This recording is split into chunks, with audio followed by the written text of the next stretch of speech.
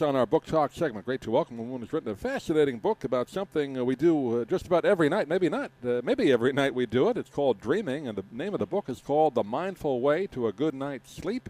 Discover how to use dream work, meditation, and journaling to sleep deeply and wake up well. We're joined today by Tzivia Gover. She's the director of the Institute for Dream Studies. Very interesting title, and she joined us by telephone today. Tzivia, good to talk with you. How are you?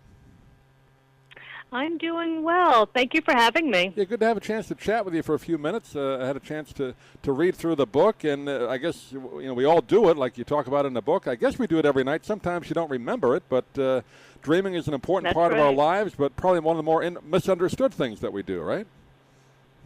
That's very well said, and it's quite true. So everybody does dream. We've been doing it from the time we're in utero, and we do it till the time we die. People dream several times each night, but as you said, most dreams get washed down in the shower. They go right down the drain because people often don't pay any attention to the fact that they've dreamed. They don't remember them or write them down. So we're losing a lot of really great opportunities for wisdom and creativity when we let those dreams go. I was going to say, it's very frustrating sometimes when you wake up. You know you just dreamt something good, but you just can't remember exactly the details. I know you have in the book to try to write them down, but that's sometimes hard to do, isn't it? Yes, it can be. It's so interesting because dreams, they're slippery things, right? Like little fish that we try to catch with our hands and they just go right by us. But with practice, you really can learn to remember more dreams. It's actually a skill you can build. Do we know why? I mean, is there a physical or mental, health purpose to dreaming? I know when, maybe things are going a little hectic in your life, dreams sometimes pop up of things going on. But when, things are sort of normal, is dreaming have a purpose? Yes, it does. So scientists know a couple of things about why we dream. A lot remains a mystery. But we know that dreams help us with emotional regulation, and they help us with memory consolidation. And that's whether we remember them or we don't. And in addition to that, studies have shown that working with your dreams using dream work techniques with either a therapist or even just talking them over with a friend or partner really can help us with relationship issues, emotional health and well-being, and problem solving. I always thought dreams were kind of the mind's or body's way to kind of clean itself out at times, right? I mean, just kind of resets the dial. Well, that's been one theory. They almost look at dreams as sort of like the nightly janitorial service. Right. But anecdotal evidence, and as I said, studies of people who work with their dreams show that we might be literally throwing away some treasures if we don't pay more attention to them. Yeah, let's go over a little bit, and you talk about it in the book, some of the techniques of kind of maybe preparing yourself to dream better. Is that right? Yeah. You kind of make yourself put yourself in a mindset to do that? Yeah, so we tend to think of dreaming as something that just sort of happens to us. But in fact, we can have a lot of say over it. So before bed, you can actually write down on a piece of paper or in a notebook, tonight I'll remember my dreams. And then in the morning, write down something in response. If you remembered a dream, great. Or if not, write something down that you do remember from the night, maybe just how you slept. And another thing, once you start remembering your dreams, you can start to suggest, give yourself sort of auto-suggestion and suggest that you have a dream that will help you get a new perspective on a problem you're facing or a new idea for a creative challenge you have in front of you, and your dreams will respond. Are there certain times of the night? I guess they call it Rem sleep and different types of sleep. It seems to be, at least for me, it's more when you're sort of not quite fully asleep, almost half awake. Is that when we dream the most? Interesting. Yeah, so there are different times that we dream more. And I think what you're describing is that as we, all through the night, we go through different sleep cycles from light sleep to deep sleep, and then what's called REM, or rapid eye movement sleep, where most, but not all, vivid, the narrative storytelling dreams that we tend to remember take place. And then we have these mini awakenings during the night, and often that's when we're coming up out of the REM sleep into a lighter phase of sleep. And that's a time when it's easier to remember dreams.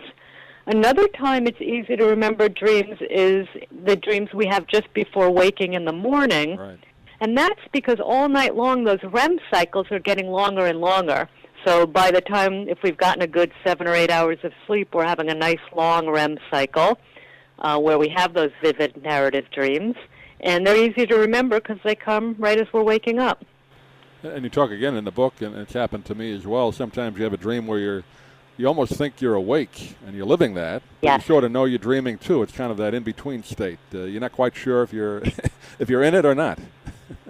Right. That's a sort of a fun and exciting dream state that probably more of your listeners have experienced than they realize. It's called lucid dreaming, and you actually know you're dreaming while you're dreaming. Yeah. So as you said, it's kind of a hybrid state between dream and waking, where you have both parts of your mind working, the dreaming part and the awake part. And it's a fun state of dreaming. You might have experienced it if, say, you're having a nightmare, and you realize, you look at that monster who's about to eat you, and you say, whoa, wait a minute, you can't do that. This is just a dream.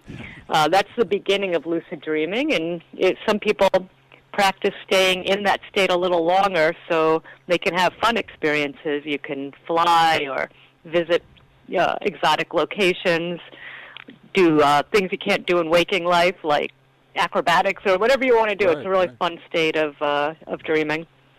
I always wanted to ask somebody who knew about dreams, and I'm glad I have a chance now, especially after reading the book. I've had this happen, I don't know, maybe half a dozen times, where you're sort of, I guess, half awake, you're not sure if you're dreaming, and you feel there's somebody either sitting on the bed, you can feel a presence on the bed. Right. Have you ever had people tell you about that?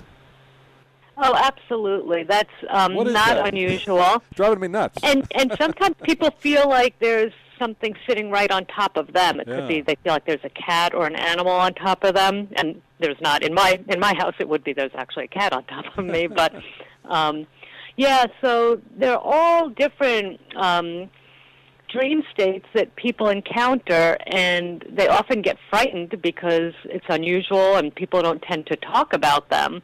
But when you realize that actually, a lot of people experience these same things, it's not scary anymore, and then it can just be interesting. So there are physiological reasons that some of the things happen. There are psychological reasons some of them happen. And some of them are mysteries that we really can't account for, and it really just makes you wonder, what else might be going on. Yeah, it's not a scary thing. I've had it where you felt there's somebody sitting like on the bed, and you're trying to say something to them, but you can't talk. It's very strange.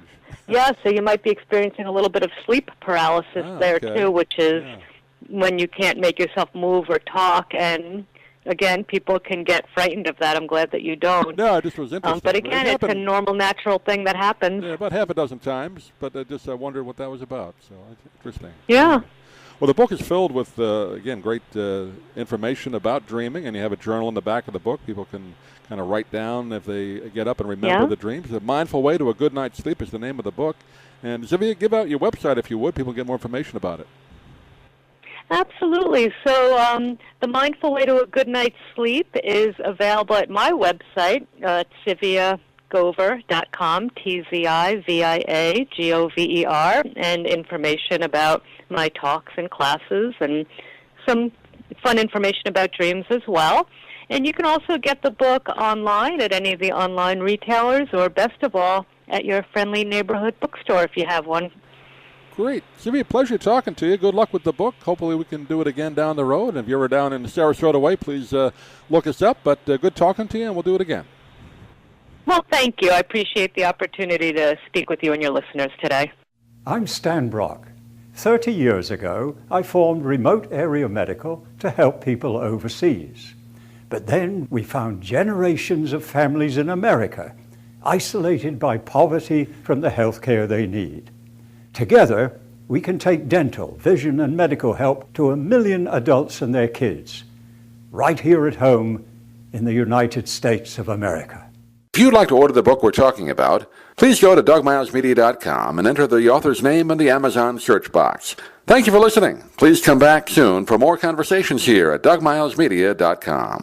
This has been a presentation of Doug Miles Media, all rights reserved. You can listen to or download previous programs at iTunes, Stitcher.com, or DougMilesMedia.com.